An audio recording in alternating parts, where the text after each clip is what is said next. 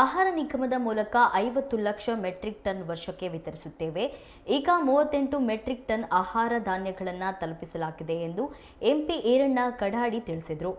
ಈ ಕುರಿತು ಇಂದು ಶಿವಮೊಗ್ಗದಲ್ಲಿ ನಡೆದ ಸುದ್ದಿಗೋಷ್ಠಿಯಲ್ಲಿ ಮಾತನಾಡಿದ ಅವರು, ಶಾಲಾ ಮಕ್ಕಳಿಗೆ 66,000 ಮೆಟ್ರಿಕ್ ಟನ್ ವಿತರಿಸಲಾಗಿದೆ.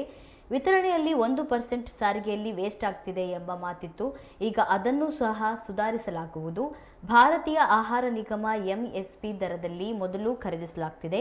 2009ರಲ್ಲಿ ರಾಜ್ಯ ಸರ್ಕಾರ ಖರೀದಿಸಲು ಮುಂದಾದ ನಂತರ ಎಫ್ಸಿಐ ಹಿಂದೆ ಸರಿಯಿತು ಎಂದು ವಿವರಿಸಿದರು.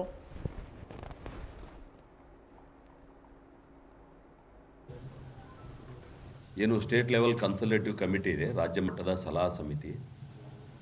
ನಾವು ಪ್ರತಿ ವಿಭಾಗಕ್ಕೆ ಒಂದು ಭೇಟಿಯನ್ನು ಕೊಟ್ಟು ಒಂದು ರಿವ್ಯೂ ಮೀಟಿಂಗ್ ಮಾಡಿ, ಅಲ್ಲಿ ಇದ್ದಂಥ ನಮ್ಮ ಮಾಧ್ಯಮದ ಸ್ನೇಹಿತರನ್ನ ಭೇಟಿ ಮಾಡಿ ಎಫ್ಸಿಐ ಏನು ಮಾಡ್ತಾ ಇದೆ ಕರ್ನಾಟಕದಲ್ಲಿ ಅನ್ನುವಂಥ ಮಾಹಿತಿಯನ್ನು ನಾವು ತಮ್ಮ ಮೂಲಕ ಜನರಿಗೆ ತಿಳಿಸುವಂಥ ಒಂದು ಪ್ರಯತ್ನವನ್ನು ನಾನು ಮಾಡ್ತಾ ಇದ್ದೀನಿ. ಈಗಾಗಲೇ ನಾನು ರೈತ ಮೋರ್ಚಾ ಅಧ್ಯಕ್ಷ ಇದ್ದಾಗ ಪಕ್ಷದ ಕಚೇರಿಯಲ್ಲೇ ಒಂದು ಪತ್ರಿಕಾಗೋಷ್ಠಿ ಮಾಡಿದ್ದೀವಿ, ತಮ್ಮನ್ನೆಲ್ಲ ಅವಾಗೂ ಭೇಟಿಯಾಗಿದೆ. ಈಗ ಮತ್ತೆ ನಾನು ಎಫ್ಸಿಐದ ಕರ್ನಾಟಕದ ಚೇರ್ಮನ್ ಆಗಿ ಇಲ್ಲಿ ಬಂದಾಗ ತಮ್ಮನ್ನು ಒಂದು ಸಲ ಭೇಟಿ ಆಗ್ಬೇಕಂತೇಳಿ ಬಂದಿದ್ದೀನಿ. ತುಂಬ ಸಂತೋಷದಿಂದ ಅನೇಕ ವಿಷಯಗಳನ್ನು ತಮ್ಮೊಂದಿಗೆ ಹಂಚಿಕೊಳ್ಳುವಂಥ ಒಂದು ಪ್ರಯತ್ನವನ್ನು ನಾನು ಮಾಡ್ತೀನಿ. ತಮ್ಮೆಲ್ಲ ಏನು PDSಗೆ ಆಹಾರ ಉತ್ಪಾದನೆ ಸಪ್ಲೈ ಆಗ್ತದೆ, ಅದರ ಸಂಪೂರ್ಣ ಹೊಣೆಯನ್ನು ಭಾರತೀಯ ಆಹಾರ ನಿಗಮ ಅಂದರೆ ಫುಡ್ ಕಾರ್ಪೊರೇಷನ್ ಆಫ್ ಇಂಡಿಯಾ ಅಂತ ಏನು ಕರಿತೀವಿ, ಅದರ ಮೂಲಕ ನಾವು ಮಾಡ್ತೀವಿ. ಕರ್ನಾಟಕದಲ್ಲಿ ಸುಮಾರು 50 ಲಕ್ಷ ಮೆಟ್ರಿಕ್ ಟನ್ ಆಹಾರ ಧಾನ್ಯಗಳನ್ನು ನಾವು ಎಫ್ಸಿಐ ಮುಖಾಂತರ ಜನರಿಗೆ ಮುಟ್ಟಿಸ್ತಕ್ಕಂಥ ಪ್ರಯತ್ನವನ್ನು ನಾವು ಮಾಡ್ತೀವಿ. ಈ ಪ್ರಸ್ತುತ ಈ ವರ್ಷದಲ್ಲಿ ಏನು 9 ತಿಂಗಳ ಅವಧಿಯಾಗಿದೆ, ಈ 9 ತಿಂಗಳ ಅವಧಿಯಲ್ಲಿ ಸುಮಾರು 38,660 ಮೆಟ್ರಿಕ್ ಟನ್ ಆಹಾರವನ್ನು ನಾವು ಈಗಾಗಲೇ ವಿತರಣೆಯನ್ನು ಮಾಡಿದ್ದೀವಿ.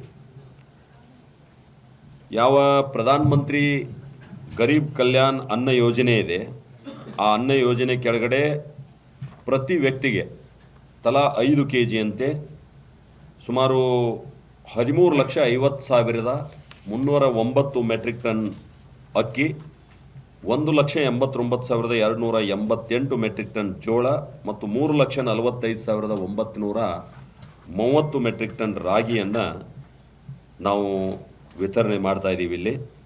ಅದರ ಜೊತೆಗೆ ಮಾರುಕಟ್ಟೆಯಲ್ಲಿ ಬೆಲೆ ಏರಿಕೆ ಆಗಬಾರ್ದಂಥೇಳಿ ಮುಕ್ತ ಮಾರುಕಟ್ಟೆಯಲ್ಲೂ ಕೂಡ ನಾವು ಅಕ್ಕಿ ಮತ್ತು ಗೋಧಿಯನ್ನು ಕೂಡ ಕೊಡ್ತೀವಿ. ಆ ಯೋಜನೆ ಅಡಿಯಲ್ಲೂ ಕೂಡ 22,98,200 ಮೆಟ್ರಿಕ್ ಟನ್ ಅಕ್ಕಿ ಮತ್ತು 6,078 ಮೆಟ್ರಿಕ್ ಟನ್ ಗೋಧಿ ಮಾರಾಟವನ್ನು ನಾವು ಈಗಾಗಲೇ ಮಾಡಿದ್ದೀವಿ. ಅದರ ಜೊತೆಗೆ ಶಾಲಾ ಮಕ್ಕಳಿಗೆ ಮಧ್ಯಾಹ್ನದ ಬಿಸಿಯೂಟಕ್ಕೆ ಕೊಡುವಂಥ ಆಹಾರ ಧಾನ್ಯ ಇರ್ಬೋದು, ಸುಮಾರು 67,000 ಮೆಟ್ರಿಕ್ ಟನ್ನು, ಮತ್ತು ಮಕ್ಕಳ ಸಮಗ್ರ ಬೆಳವಣಿಗೆ ಅಲ್ಲಿ 83,800 ಮೆಟ್ರಿಕ್ ಟನ್ ಇರ್ಬೋದು. ಹಾಸ್ಟೆಲ್ಗಳಿಗೆ ಕೂಡ ನಾವು ಅಕ್ಕಿಯನ್ನು ಪೂರೈಕೆ ಮಾಡ್ತೀವಿ, ಸುಮಾರು 45,620 ಟನ್ ಅಕ್ಕಿ ಮತ್ತು 10,000 ಮೆಟ್ರಿಕ್ ಟನ್ಗಿಂತ ಹೆಚ್ಚು ಗೋಧಿಯನ್ನು ಕೂಡ ನಾವು ವಿತರಣೆಯನ್ನು ಮಾಡಿದ್ದೀವಿ.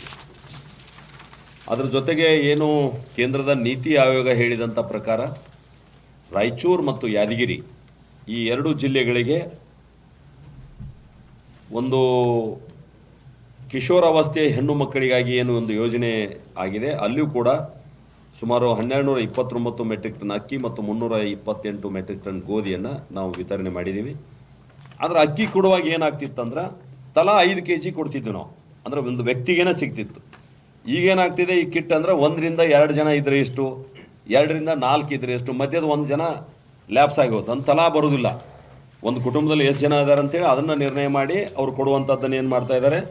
ಒಟ್ಟು ಇದರಿಂದ ಸರ್ಕಾರಕ್ಕೆ ಸುಮಾರು 156 ಕೋಟಿ ರೂಪಾಯಿ ಲಾಭ ಆಗ್ತದೆ ಅನ್ನುವಂಥ ಕಾರಣದಿಂದ ಮತ್ತು ಇದನ್ನು ನಿರ್ವಹಣೆ ಮಾಡಲಿಕ್ಕೆ ಅವ್ರ ಕಡೆಯಿಂದ ಆಗಲೇ ಇರೋದು ಕಾರಣದಿಂದ ಈ ರೀತಿಯಾದಂಥ ಒಂದು ನಿರ್ಣಯವನ್ನು ಇವತ್ತು ಕರ್ನಾಟಕ ಸರ್ಕಾರ ತೆಗೆದುಕೊಂಡಿದೆ. ಮತ್ತು ಅವರಿಗೂ ಕೂಡ ಎಫ್ಸಿಐ ನಾವು ಆಹಾರ ಧಾನ್ಯಗಳನ್ನು ಕೊಟ್ಟಿದ್ದೀವಿ ಈಗಾಗಲೇ ಸಾಕಷ್ಟು ಪ್ರಮಾಣದಲ್ಲಿ. ಆದರೂ ಕೂಡ ಆ ಯೋಜನೆಯಿಂದ ಹಿಂದೆ ಸರಿತಕ್ಕಂಥ ಪ್ರಯತ್ನವನ್ನು ಅವರು ಕೂಡ ಮಾಡಿದ್ದಾರೆ. ಮತ್ತು ಇತ್ತೀಚೆಗೆ ತಾವೆಲ್ಲ ಗಮನಿಸಿದಿರಿ, ಯಾವ ಕೇಂದ್ರ ಸರ್ಕಾರ VBG ರಾಮ್ಜಿ ಯೋಜನೆ ಜಾರಿಗೆ ತಂದ ಮೇಲೆ ನೀವು ಮಹಾತ್ಮ ಗಾಂಧೀಜಿಯವರ ಹೆಸರನ್ನ ಬದಲಾಯಿಸಿರಿ ಅಂತೇಳಿ ದೇಶದೊಳಗೆ ದೊಡ್ಡ ಪ್ರಮಾಣದಲ್ಲಿ ಹೋರಾಟ ಮಾಡಲಿಕ್ಕೆ ಕಾಂಗ್ರೆಸ್ ಪಾರ್ಟಿ ಹೊರಟಿರುವಂಥದ್ದು ನಾನು ತಮ್ಮ ಗಮನಕ್ಕೆ ತರ್ತೀನಿ. ಆದರೆ ಇಲ್ಲಿ ಕರ್ನಾಟಕದಲ್ಲಿ ಇಂದಿರಾ ಕಿಟ್ ಅನ್ನುವಂಥ ಹೆಸರನ್ನು ಇಡೋದ್ರ ಮುಖಾಂತರ ದ್ವಂದ್ವ ನೀತಿಯನ್ನು ಅವ್ರು ಮಾಡ್ತಾ ಇದ್ದಾರೆ. ಅಂದರೆ ಒಂದು ಕಡೆ ನೀವು ಮಹಾತ್ಮ ಗಾಂಧಿ ಹೆಸರು ಚೇಂಜ್ ಮಾಡಿದ್ದಕ್ಕೆ ಕೇಂದ್ರ ಸರ್ಕಾರದ ವಿರುದ್ಧ ಪ್ರತಿಭಟನೆ ಮಾಡ್ತೀರಿ ಅಂತ ಹೇಳ್ತೀರಿ.